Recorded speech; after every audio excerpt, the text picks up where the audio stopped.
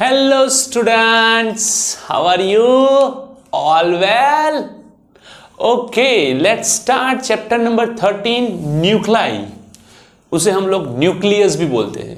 Okay, बहुत ही interesting chapter है, बहुत मजा आने वाला है क्योंकि ये चैप्टर हम ये कोशिश करेंगे कि आपको सारे के सारे वीडियो अच्छी तरह से और अच्छे अच्छे वीडियोस मिलते रहे ताकि आपकी पढ़ाई बहुत ही अच्छी चलती रहे. ठीक है, तो शुरू करते हैं chapter number 13.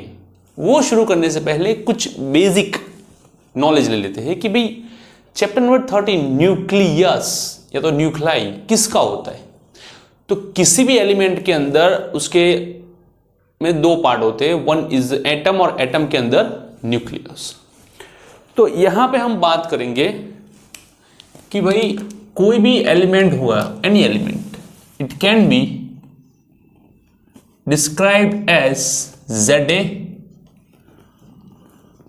or XZA, where Z and A. Z is atomic number.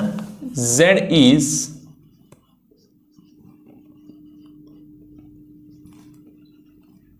atomic number and it shows number of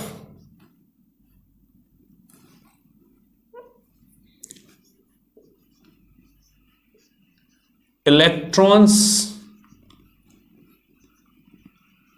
and protons, where A is known as atomic mass, otherwise atomic mass number, and it is shown as sum of number of proton and neutron.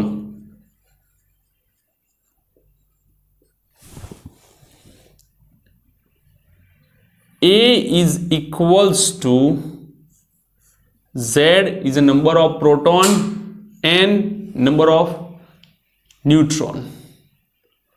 So n is equals to A minus Z, which is shows as number of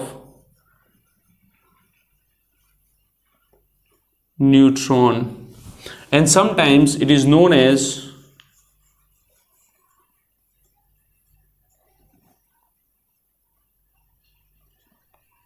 neutron number.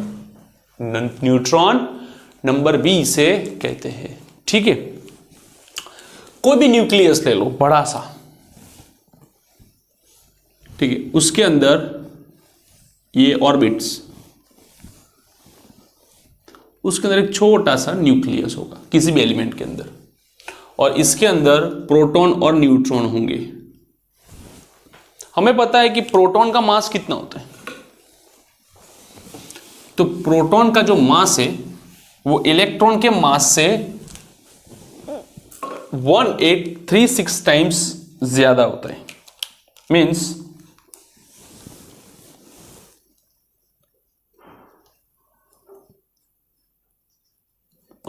मास नहीं लिखते हैं. Proton is 1836 times heavier than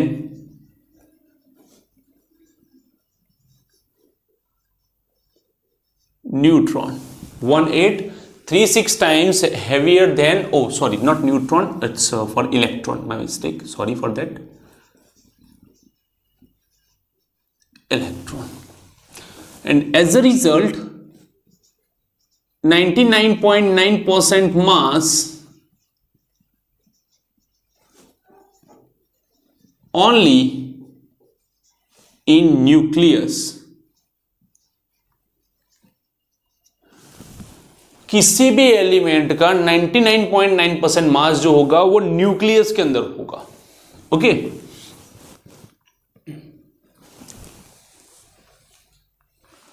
okay, mass, generally मास जो है वो मास spectrometer से major करते हैं। एक डिवाइस आता है जिससे हम लोग इलेक्ट्रॉन, प्रोटॉन और न्यूट्रॉन का मास कैलकुलेट कर सकते हैं। Generally mass is in KG, but here mass of nucleon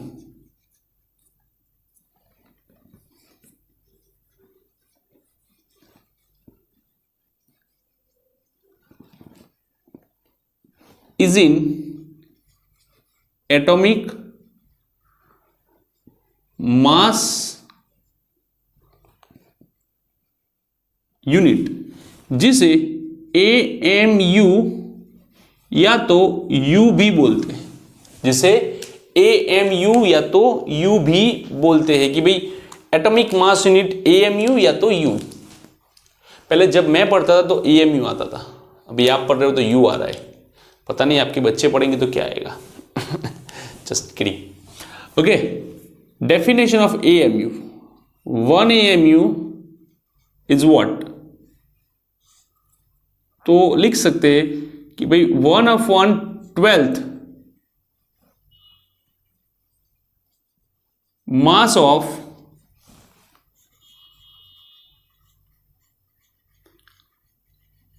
unexcited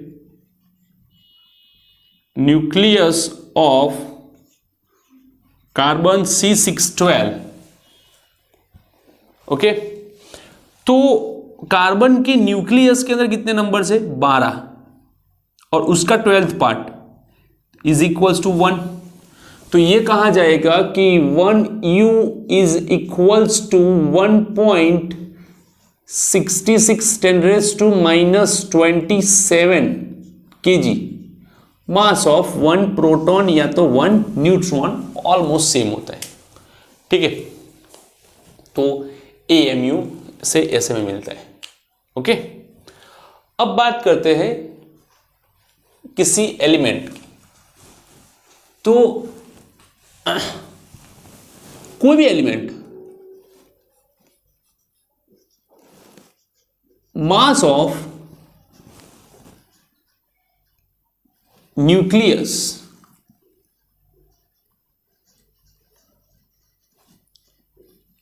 of any element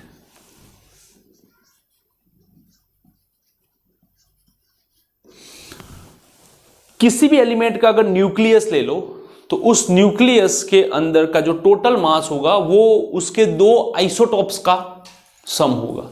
या तो 3 आइसोटॉप्स हो सकते हैं, तो 4 हो सकते हैं। ठीक है, तो mass of nucleus of any element is sum of mass of their isotopes,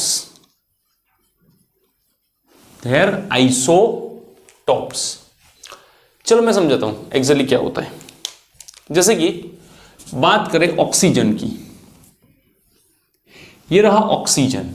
okay, तो ऑक्सीजन के न्यूक्लियस का जो मास होगा वो मास ऑक्सीजन के 2 आइसोटॉप्स O816 और O818 के सम जितना होगा। Mass of nucleus of oxygen is equals to mass of its 2 isotopes, sum of its 2 isotopes O816 O818 के मास के जितना होगा। ओके, सिमिलरली बहुत सारे ऐसे हैं, जैसे कि हीलियम की बात करें तो हीलियम में He2 और H2 का एडिशन भी हो सकता है। तो किसी का भी न्यूक्लियस का जो मास होगा वो उसके आइसोटॉप्स का सम होगा।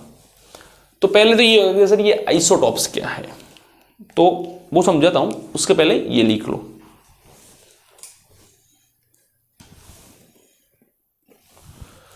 चलो लिख लिया। ओके,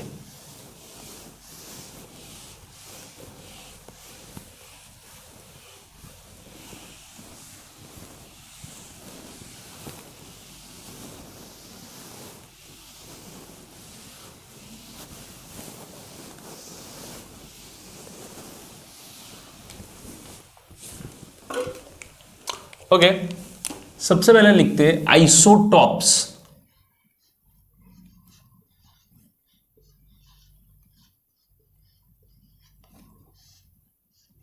क्या है ये आइसोटॉप्स? आइसोटॉप्स के अंदर जो Z होता है, Z इज डिफरेंट।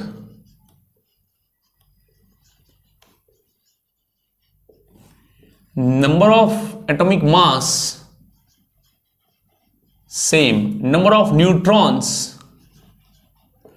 वो होते हैं डिफरेंट। एग्जाम्पल के तौर पे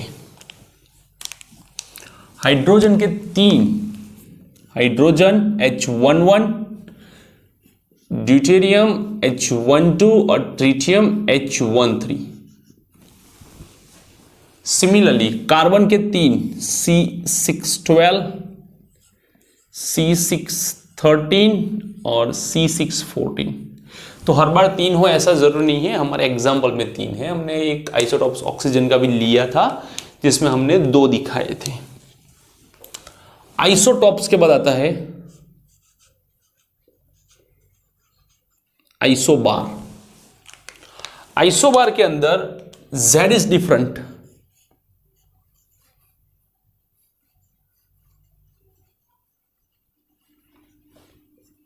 but A is same and N तो डिफरेंट ही होगा।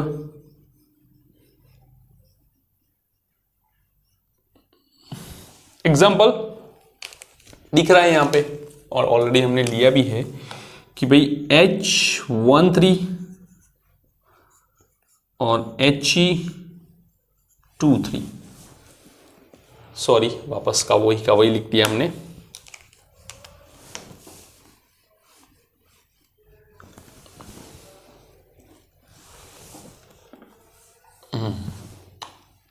Z is a same. Okay, isotopes में हमने उल्टा लिखा था। Z is same, A is different. Here Z is different,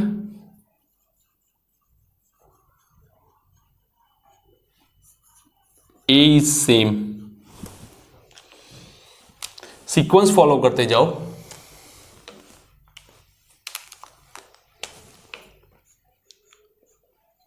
H13 He23, तो A212 Z different, 33 A same. Subtraction करोगे तो N डिफरेंट आएगा। आइसोबार के बाद आता है isotone. Tone tone tone isotone. Isotone मतलब कि जो न्यूट्रॉन्स है N जो है वो सेम हो जाएंगे, Z और A डिफरेंट रहेंगे।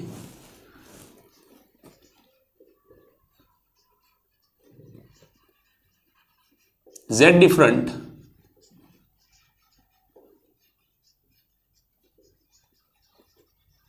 A different, but N are same. N जो है वो सेम है। ऐसा कौन सा है जादू की छड़ी? तो Hg Au, ये 80 है, ये 79 है, अलग अलग हो गए। ये 198 है, ये 197 है, ये भी अलग अलग हो गए। बट उनका सब्ट्रैक्शन जो है 118 वो सेम आता है। लास्ट में आइसोमर, जिसके अंदर मुझे Z A N तीनों के तीनों सेम मिलेंगे, बट केमिकल और या तो फिर बोलो कि radio active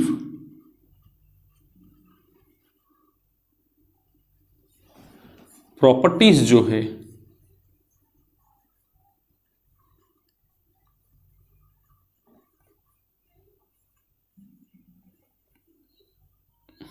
are different.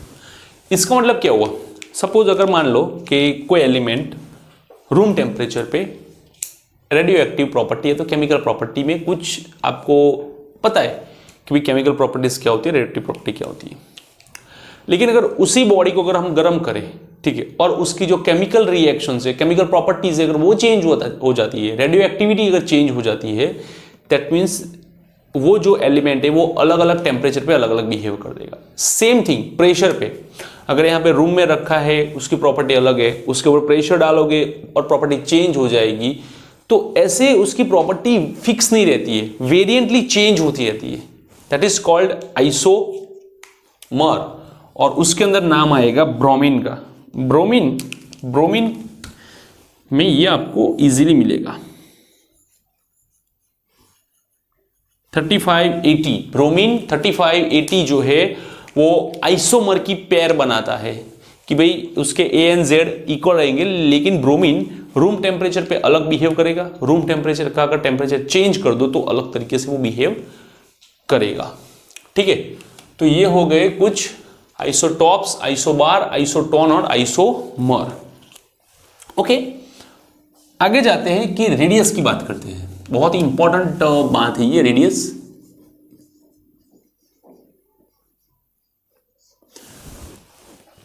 Twelfth chapter के अंदर जो गाइगर मासन एक्सपेरिमेंट हुआ था, GM एक्सपेरिमेंट,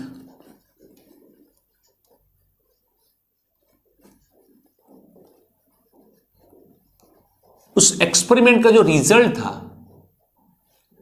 तो उस रिजल्ट से हम लोग न्यूक्लियस का प्रेडिक्शन कर सकते हैं कि भाई साइज ऑफ न्यूक्लियस की बात कर सकते हैं।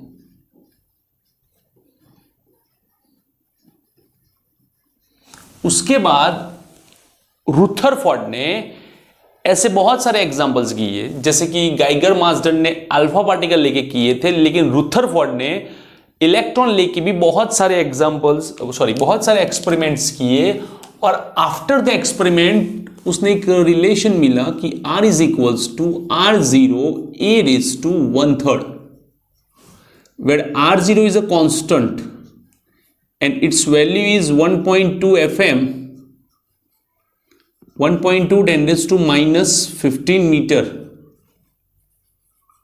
1.2 10 raised to minus 15 meter. R is a radius of nucleus, A is a atomic mass number. ठीक है, वॉल्यूम की बात करते हैं। Volume V is equals to 4/3 pi R cube, 4/3 pi R0 a raised to 1/3 whole cube, 4/3 pi R0 cube A। तो ये हो गया volume.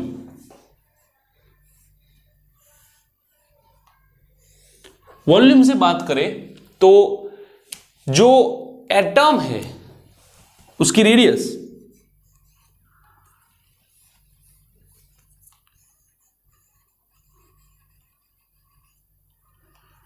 Radius of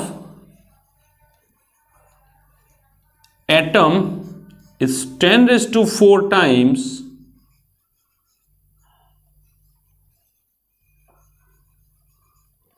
radius of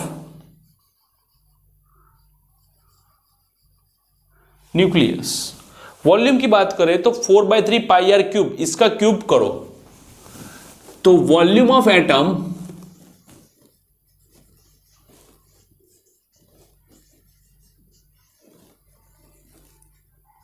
is 10 raised to 12 times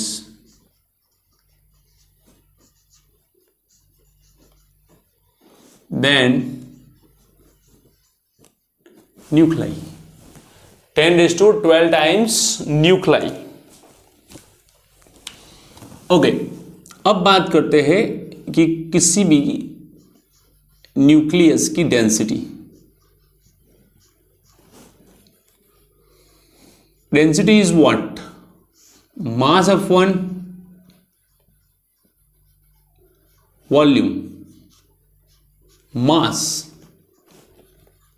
M, volume V, 4/3 pi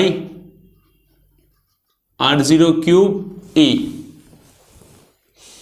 और total mass जो होता है वो किसी एक मास इंटू उसका मास नंबर, कैंसिल हो गया।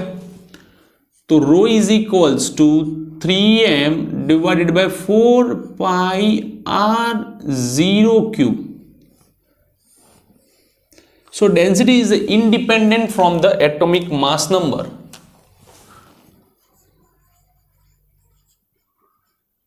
Density is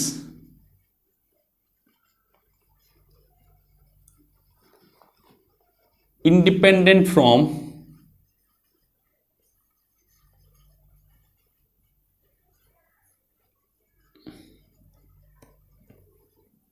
atomic mass number. So as a result, density of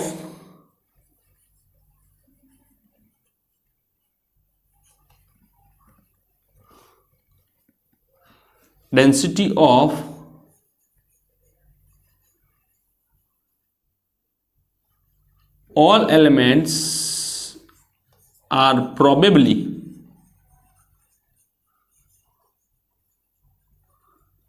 same.